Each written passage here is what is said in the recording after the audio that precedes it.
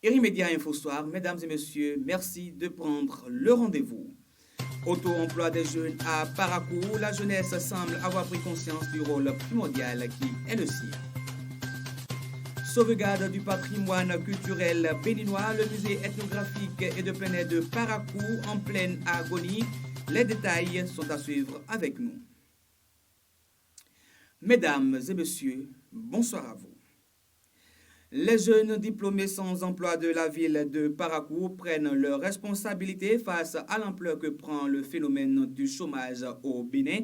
Ils sont de plus en plus nombreux à lutter pour une autonomie financière à travers la création des activités de revenus. Ceci leur permet de survivre malgré le manque d'emploi.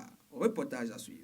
Nul parent ne prend du plaisir à continuer d'entretenir son enfant arrivé à maturité. Pire encore, lorsque ce dernier a déjà obtenu un diplôme à faire valoir sur le marché de l'emploi. Conscients de cette réalité, les jeunes de la ville de Parakou sont de plus en plus nombreux à mener de petites activités génératrices de revenus. Après les études, on ne peut pas rester comme ça, attendre le gouvernement. C'est là, on se cherche juste pour pouvoir subvenir à nos petits besoins. Raison pour laquelle on est là ici. Quand j'ai commencé le campus, j'étais à Calavi à l'époque. Donc comme j'ai vu que ça n'allait pas, moi j'ai décidé de commencer un peu. Mais sans le soutien parental, le chemin à suivre par ces jeunes pour réunir le capital de leur affaire peut être parfois rude. Je me suis lancé d'abord au petit job, c'est-à-dire aide maçon. J'essaie d'aider de faire des répétitions aux petits élèves de classe de CI jusqu'à CM1, peut-être faire répétition et économiser un peu de sous juste pour pouvoir se lancer dans les activités que nous menons actuellement. J'ai commencé un peu au stade de l'amitié. On vendait au bord de la voie, je prenais un peu, je revendais, j'allais à Missebo, je revenais. Donc c'est après que les trucs sont venus, je suis venu m'installer ici.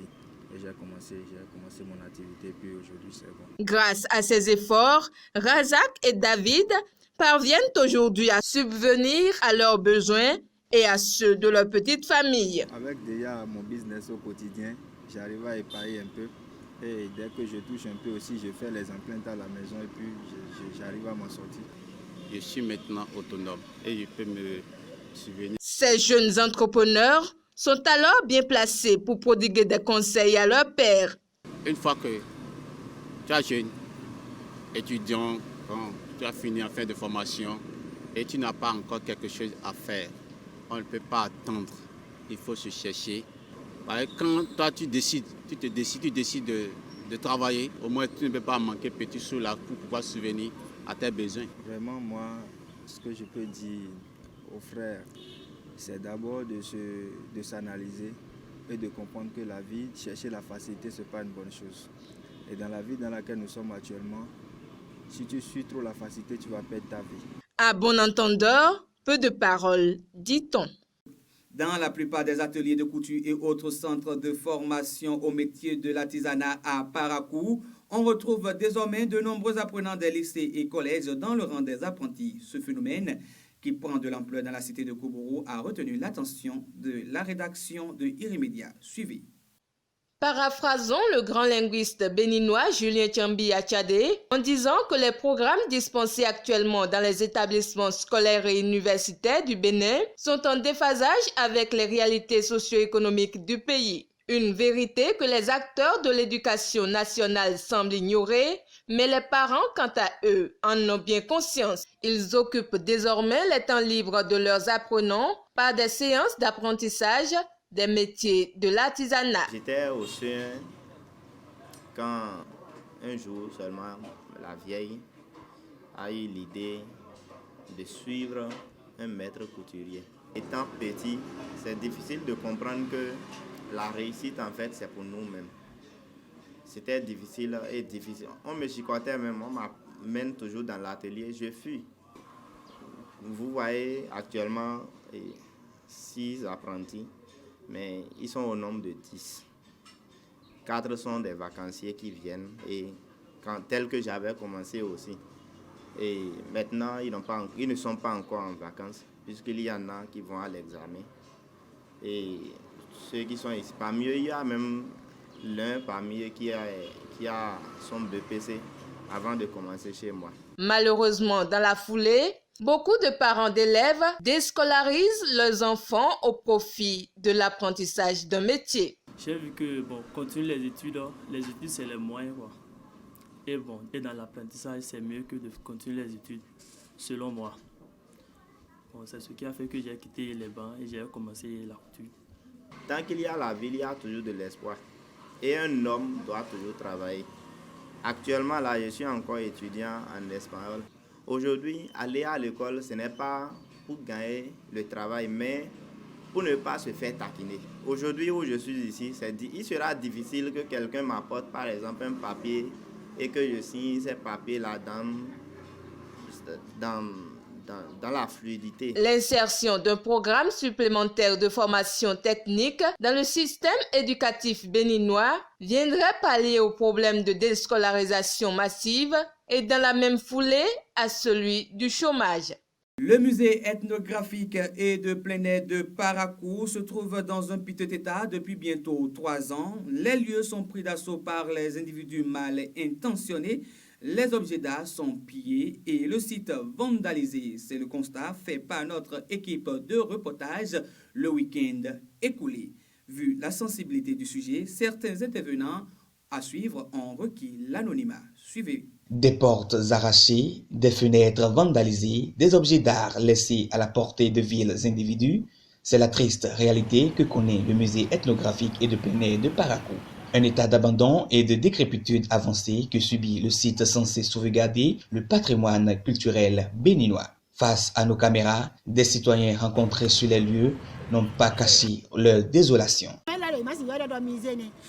On ne saurait encore appeler ce lieu un musée. Il n'y a plus rien à y voir, rien comparativement à celui d'Abomey. Vraiment, ça ne va pas. Parce que j'ai connu un musée quelque part comme ça. C'est propre. Il y avait toutes les choses, c'est animé comme il le faut. Et en ce temps, même les étrangers qui étaient d'ailleurs pour venir visiter le musée. Dans la soirée, on savait que là, si on n'a pas vraiment un garçon, on ne peut pas mettre pied dans le musée. Nul n'a le culot de mettre pied seul dans certaines zones de ce musée. Surtout pour une femme, c'est s'exposer au viol. Que le nouveau conseil communal porte un regard sur ce lieu. Un sentiment d'insécurité que confirme cet habitué des lieux qui a aussi requis l'anonymat pour sa propre sécurité. Ils ont cassé les fenêtres, ils sont rentrés, ils ont même des réserves qui sont là, ils ont pris beaucoup d'outillage. Ici, devant moi, un jour, un Zemiaman a aidé à remorquer 2 ghettomans qui l'ont demandé de les amener à l'intérieur de leur ghetto là, juste dans le musée là. Le Zemiaman les a amenés, ils ont essayé de braquer ce Zemiaman en lui arrachant son portable. Le portable était parti en pleine journée, à 15 h. En pleine journée. Des fois, on voit des traces de sang là. Qu'est-ce que ce sang là? C'est vrai. On ne peut savoir qu'est-ce qui se passe ici la nuit.